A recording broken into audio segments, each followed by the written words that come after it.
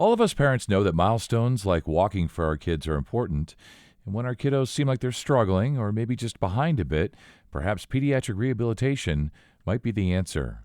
I'm joined today by Drew Haverstock. He's a pediatric physical therapist practicing at Franciscan Health. This is the Franciscan Health Doc Pod. I'm Scott Webb. Drew, it's so nice to have you here today. We're going to talk about toddler development and when to seek therapy. And I was just sharing some stories of my own life, a daughter who was an army crawler, not a normal crawler, and that's a different podcast. But for us today, and when we're talking about toddler development, what age of children are you referring to when you say toddler? In regards to the phrase toddler, in most cases that starts around age 1 and runs up to around age 3.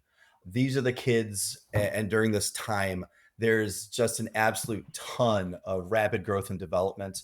It's when they start walking, when they start exploring the world around them, and this stage focuses on increasing their independence, both intellectually, socially, as well as emotionally during this period. It's easily one of the most important stages of development, without question. Yeah, it's so important. And I know you had kids, I have kids, and those of us have kids listening to this. One of the things that we thought about, at least I did when my kids were younger, was these milestones. And so let's talk about that a little bit, the types of milestones that toddlers should be achieving at certain ages. Perfect. So before they become toddlers, typically you're going to see your child sitting independently, starting to make great eye contact, start to mirror words that they hear, things of that nature. But by the time they hit age 1 and so forth, you're going to want to start seeing them start to walk alone and walk well. Maybe start to run, and running is defined when both feet are off the ground at the same time. So some kids may waddle really fast, but that's not truly a run. A run is when both of those feet are off the ground at the same time. Okay. These kids should also start being able to do things like pull toys along behind them, maybe kick and throw a ball, climb on and off furniture, and also do pretty well at that local playground. And they should be able to navigate stairs with decreasing support.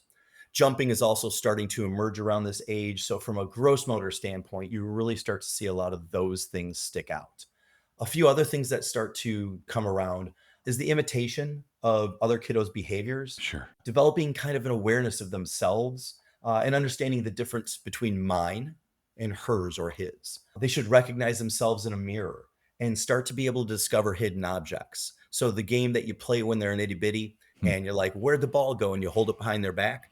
Toddlers aren't having that. They're going to go around you. They're going to get the ball and show you who's boss, because in the end, they're going to say that ball is mine. Right. 100%. For sure. They certainly should be playing enthusiastically along other kids. And they should also start to do some of that pretend play stuff where they start to have dolls and maybe start doing activities of daily living with them, whether it's combing their hair, getting them dressed, things like that. Hmm. When they're playing with toys, they should probably start sorting by shape and color. They should be imitating scribbles that they see in vertical and horizontal lines. And also, they probably should start being able to stack those cubes to build a tower. Even if Right. it's just 2 or 3 pieces high, they should start being able to do that. Sure. And more importantly, cognitively, they should start being able to follow more than just one step instructions. They should start being able to follow 2 or 3 step directions.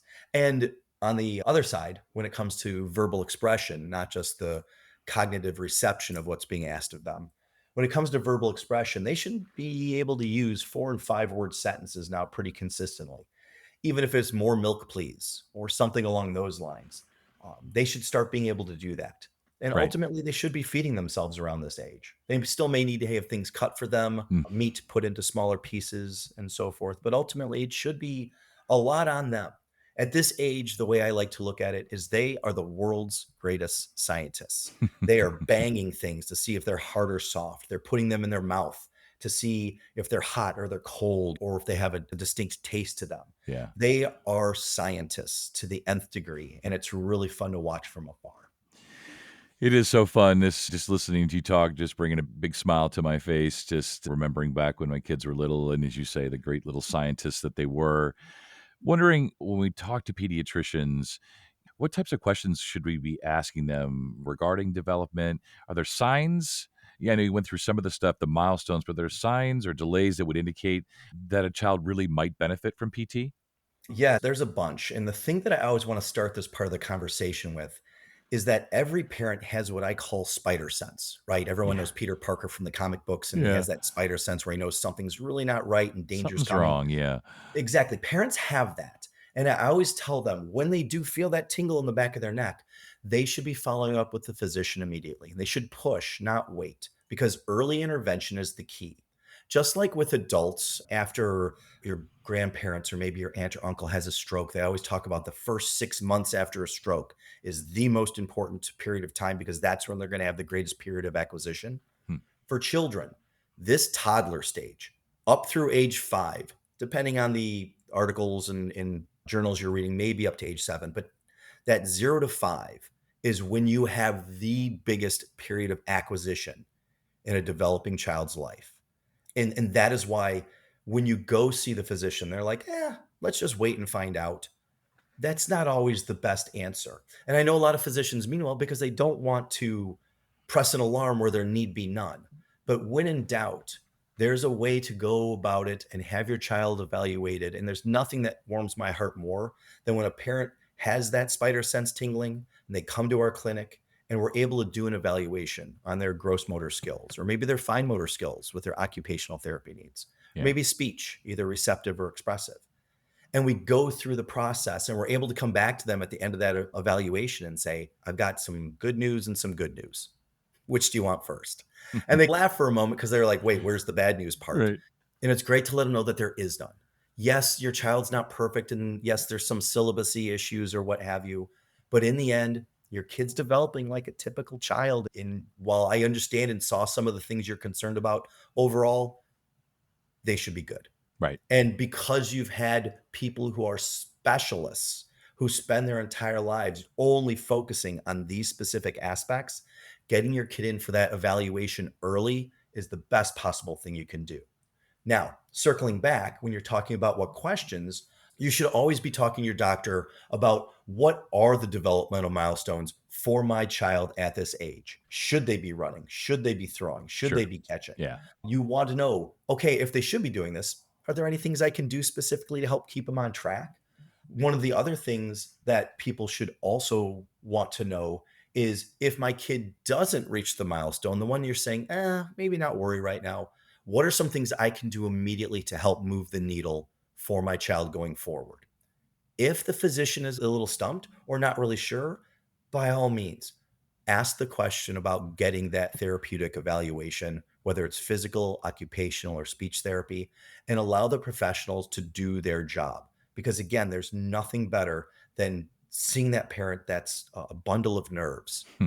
and being able to come back to them and say, nope, everything's good. Right. And the smile that hits their face, it's that just wash of relief that just goes over their back and feels so good. It warms my heart. I love Yeah. saying it that way. Yeah, and I know Now yeah, and you specialize in this. This is what you do. I was reading in your bio, just learning about you before we got on the line here today, and, this is your passion. This is your heart, right?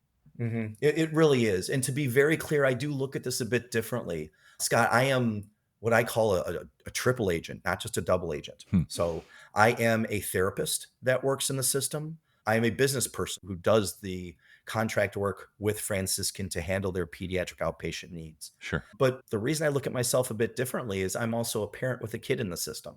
My oldest son, who is now going to be 23 soon, was what's called a praxic, and he had a metric ton of speech and occupational therapy services through age 7. Hmm. And what's so interesting is my wife is a speech therapist, and I myself am a pediatric PT. But my son's issues were fine motor and sensory, which is occupational therapy, Right. and he was a speech child, but my wife at the time only worked with adults. So while both of us were therapists, neither one of us were truly the ones properly suited to Right. help my son overcome these obstacles in his way. And so I had to take off my owner hat. I had to take off my therapist hat, and I had to just sit back and be a dad. Be dead. Yeah. And one of the things that I do is I talk really fast. It's taking every bone in my body right now to speak deliberately to you rather than go in my 500-mile an hour Yeah. speed that I typically maintain.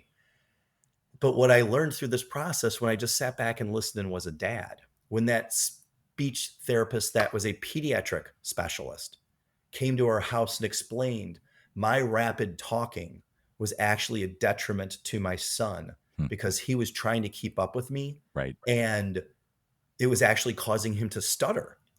And once I learned to slow the pace of my speech down, my son's stuttering slowly went away. And now you never know it. Now this kid who had so much difficulty early on in school, Tommy now wants to be a high school history teacher, and Hmm. he's actually on his last rotations as we speak, heading over to England shortly actually to do his last rotation so he can get that degree and graduate in December. Yeah, So very proud of that kid who I'm had sure. all that therapy and now is on the other side of it. But coming back to it, if your kid doesn't reach that milestone, definitely seek the professionals. Come and set an appointment with us at the Franciscan Pediatric Therapy Center, and we'd love to get you guys in to see about what we can do to ease and calm those nerves. Yeah, calm the nerves. Yeah, and along those lines, Drew, let's talk about that. What's the first PT session like for a toddler? What can parents and caregivers expect? That's a great question. The first thing that I like to do is I always call it taking the car out for a spin. You don't know what the car can do. So you want to see how it handles, you want to see the acceleration. The same things with a kid. And everything that we do, especially at this age, is play based. So we have to establish a rapport with the child. We have to be able to come up with a way to connect and engage with them. I'm 6 feet tall and 215 pounds, and I'm bald. So a lot of kids, when they see me, I'm not necessarily the most inviting guy. But once I'm able to connect with them because I make a silly noise or I sing a song or I do something to make them say, "Hey, this guy's not so crazy." All of a sudden, then I can start playing with them. Yeah. And what I love doing is when I'm doing something as simple as just rolling a ball back and forth with a child. Some parents have wondered, "Drew, what the heck are you doing?" And I love explaining to them, "Oh, you just think I'm just rolling a ball back and forth with your kid." Right. And their response is, "Yeah, Drew, that's exactly what you're doing." That's what it looks like, And sure. exactly, but my Yeah, PT mind is not so much. right. Right now, the first thing I'm looking for since we're sitting down is, does he have the core strength to hold himself upright? And if the ball goes outside his base of support, does he have the ability to reach outside that base Hmm. and then return to center? Okay. So Yeah, I'm looking at his core strength.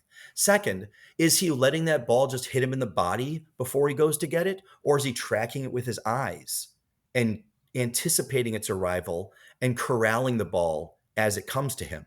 Right. That's the next step. yeah. Beyond that, or is the child grabbing it, picking up, and just launching it back to me? That's the following step. So each of these is just a little baby step, one above the next, to see where he is in his processing and his gross motor control. This play-based nature of what we do is so much fun because when you explain it and break it down to parents like that, they're like, "Oh my God, I never thought of that." Right. And my response is, "I know, I'm the one that went and did all the crazy classes and spent all that money to become the professional at this, Yeah. but there really is so much to it." And what everyone can talk about from a first session is, yes, you should show up 15 minutes early to fill out that paperwork. And yes, we're going to play 20 questions with you because while we have a lot of information within the Epic system about the child's medical condition or what have you, it's always good to hear a parent tell their story. And you get so much more than what you would on a piece of paper when you let a parent talk about how they had this birth that went nothing like they expected. Oftentimes, you're as a husband and a wife, you're pregnant and you've got this vision about where things are going to go. And that I always call it the picture that you hang up on the wall of your mind. Right. And if you're a mom, it may be, "Hey, I want to get on the train and go downtown with my daughter to the American Girl doll store and pick out a matching dress for her and her doll and just have some fun with that." And if you're a dad, I know my thing, just as simple as it was, I just wanted to go out in the backyard and play catch with Tommy. These are the things that you dream of. And then something awry, and it's nobody's fault often, but something awry occurs during delivery or what have you, and you hear words like stat and you hear buzzers going off, and Hmm. you're thinking, okay, which name are we going to choose? And 5 seconds later, the delivery you're going to have is now a C-section because they've got to get the baby out quickly. Right. And then they sweep the baby away and they come back with all these words and talk about things like intraventricular hemorrhages or whatever it may be. And that picture on the wall of your mind tilts sideways and falls to the ground because that vision is now gone. And it's, God has a different plan for you at that moment. Right. And how are you going to react? So during our evaluations, when we're getting that story, oftentimes you can see the parents' head down, their shoulders forward, and they're just a little despondent because all they've heard about is what their child won't be able to do or can't do, or the medical procedures that they're going to need in the future. And the way I like to approach it is simply this: I say, Mom or Dad, I can't predict the future, but what I can tell you statistically, if you look at all the medical journals and read those periodicals, if we don't start doing something right now, again, I can't say if your kid's going to sit or walk or run, but I can tell you if we don't start right now, the chance of that occurring is down by the floor. Right. So if it's good with you, I see a number of things we can work on, and I think we need to start today. Right. Are you ready? Let's get And you can rolling. almost Yeah. see that head come up, those Mhm. shoulders go back, and if they could, I guarantee you they like rip open their shirt and have that big red S on their chest, and the cape would be flowing. And they're like, now I know what to do. Now again, I have purpose. I've been on this ship not knowing where it was going to go, but this Drew guy, this bald guy, has said, hey, we do this and we're going to help your kid. And since this is my kid, this is my job now. Yeah. And seeing them just light up and realize, okay, here's what we're going to do. Here's the plan. Here's my exercises. Here's my home programming. And again, the speech therapist and the occupational therapist can do the same thing. Right. But ultimately, they then can just take pride knowing that if the answer is yes, your child does need therapy, here's how we're going to get them from point A to point B to point C, Yeah. Here's and the plan. hopefully to discharge. Right. So that's what we're trying to do. Yeah. So this session, there's some paperwork, there's some direct testing, there's some indirect testing, there's a lot of listening, and there's a lot of very calculated professional observation. Because again, it's the first session, and I can't just immediately ask the kid to jump down, turn around, grab a Right. basketball, and shoot a three-pointer, right? R I don't know what the kid can do yet. So right. you have to be very guarded to not press. My, for lack of a better term, bubbly personality sometimes can scare or alienate a child.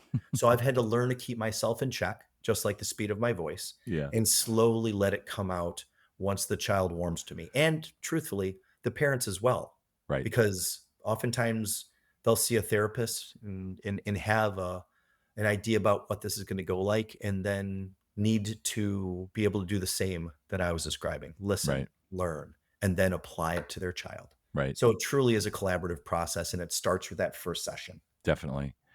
It's been a lot of fun today, Drew. My face hurts from smiling so much. Just the fond memories of childhood and listening to how passionate you are about your work.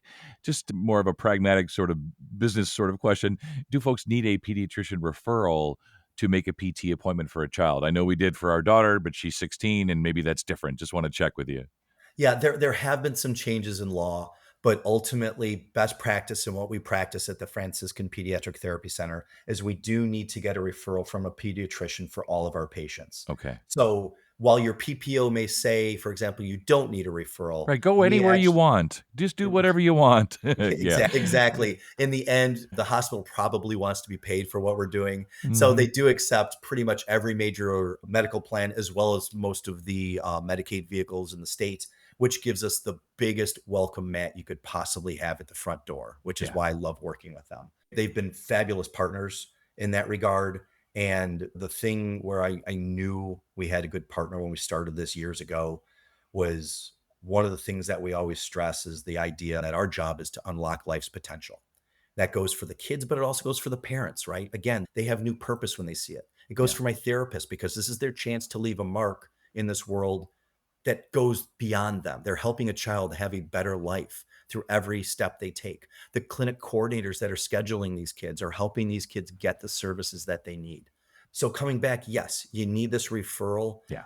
to get this done. And through that referral, then we can truly unlock all that potential. And Yeah. that's what, again, gets me out of bed every day. Right. Yeah, this has been great. All of us parents, as you say, you have this sort of picture in your mind of how perfect everything's going to be and how perfect your children are going to be. And of course, they are in a way, but they may need some help. They may need physical therapy, occupational therapy, speech therapy, whatever it might be to help them get there where they need to go, where they want to go. And it just obviously, this really sounds almost like a partnership, really, with parents, caregivers with you. You just developing a plan, sticking to the plan, and everybody pulling on the same end, so to speak. So just really appreciate this today. So much fun. Thank you so much. It's been wonderful. Thanks so much, Scott. And for more information about pediatric physical therapy services, visit franciscanhealth.org and search pediatric rehabilitation. And if you found this podcast helpful, please share it on your social channels and be sure to check out the full podcast library for additional topics of interest. This is the Franciscan Health Doc Pod. I'm Scott Webb. Stay well, and we'll talk again next time.